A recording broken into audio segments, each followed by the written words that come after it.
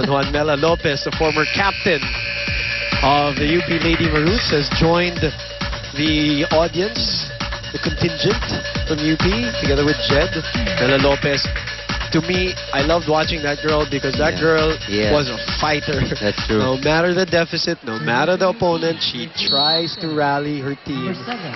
Sila nila Barcelona pa nga in 2 years before. Kathy Barcelona, remember? In tandem with Mela Lopez. Those are fighting Maroons. Yun yung mga fighting Maroons. Never gave up. They're not athletically gifted. Like, they're not the best individual volleyball players, but boy, the will of that that girl. If she was surrounded by a team that were more skilled. Saka kay Mela Lopez, yung score, hindi mo malalaman kung 1, kung nasa 10. Siya, pag napinanood mo siya. It's always the same. She gives it or up to the very last. Na-injure pa nga yan, di ba? Nawala pa yan. Na-injure siya. There was one season, going to the break din yata yun, going to the Christmas break, na-injure pa si Mela Lopez. Oh, this time. Miscommunication between Henido and Magtalas. And Ateneo gets its nose in front here. 17-16. All right, Magtalas is having some problems in the setting.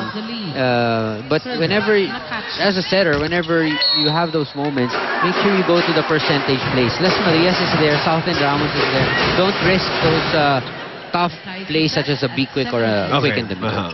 Porsyento muna. Okay. And Las Marias has been hitting well today.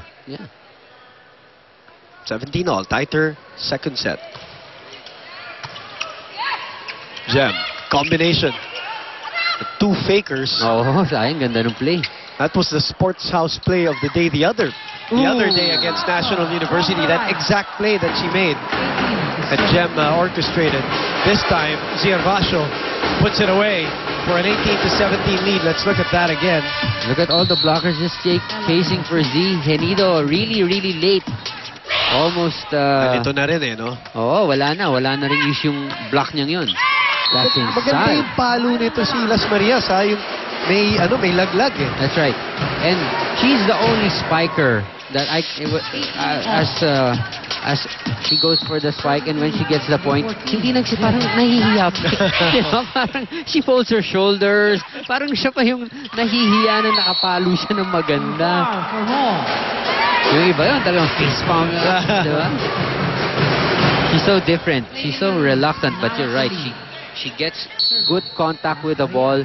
She finds those open spaces. Really a great addition to this UP squad. Ooh, that's a net block. Again, errors. Oh, UP now ahead. Crucial point.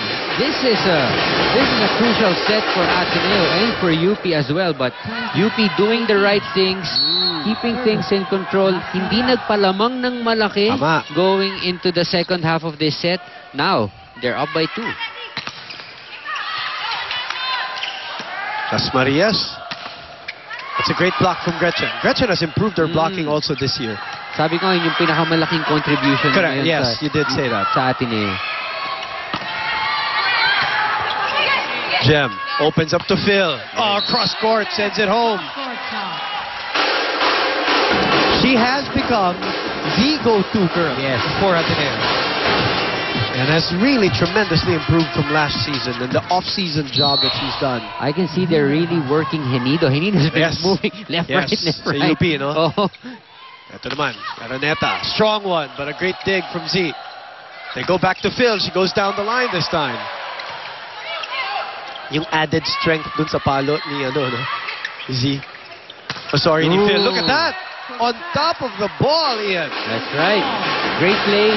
Gretchen, we're going to have a look at this. Gretchen moving back, picking up 2 blockers. Yes. See? Yes, perfect analysis, Ian.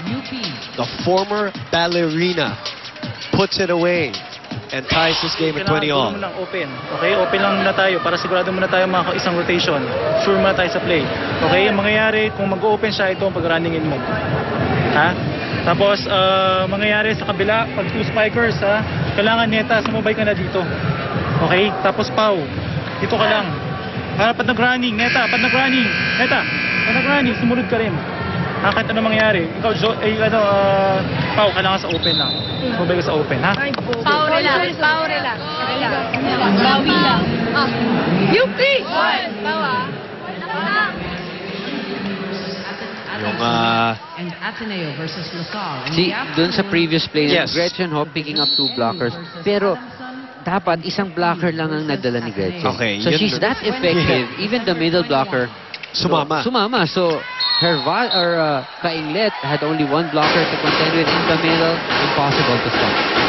Bad timeout, because coming off a timeout, they give up a point on a reception error. That's true. Sayang. Lady Eagles now up by Zihir Basho. Zihir Basho.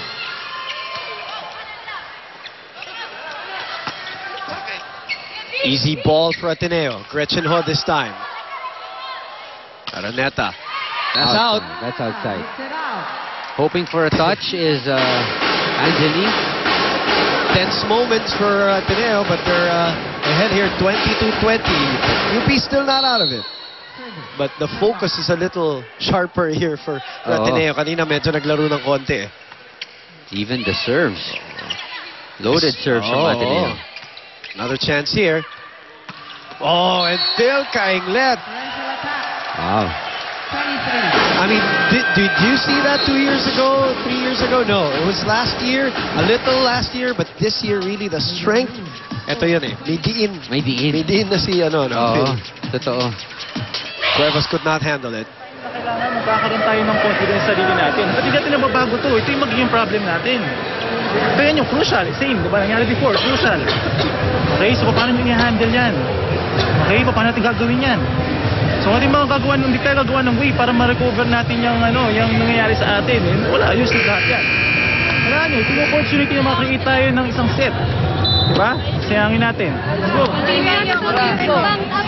Power line na pala din. UP! And Coach Jared appealing to their psyches more than anything else here. Right. If you don't change the way you're playing, that's going to be the end result each and every time we go to the arena to play. You don't realize that, or you realize that you make a mistake, but you don't do anything after that.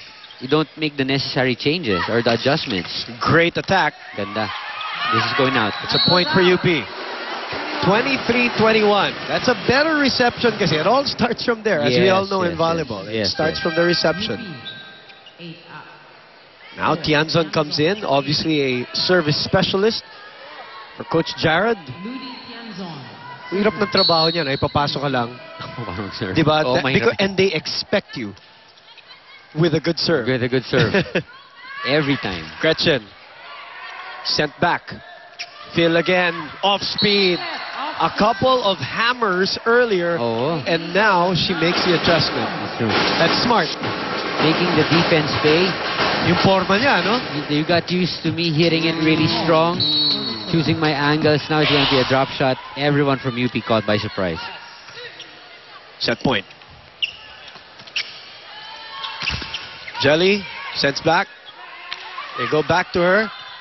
The tip. Chance here for UP. Free ball. They go back to Angeli Araneta through the block. Ferrer saves it. Oh, nice save from Jem. From the back line, that's Ella de Jesus finding a spot to give them the second set. The elevator. Yep. And Coach Roger not happy with how that second set evolved, but the important thing for them, they pocket it and are a set away from win number 5. 25-13 and 25-21.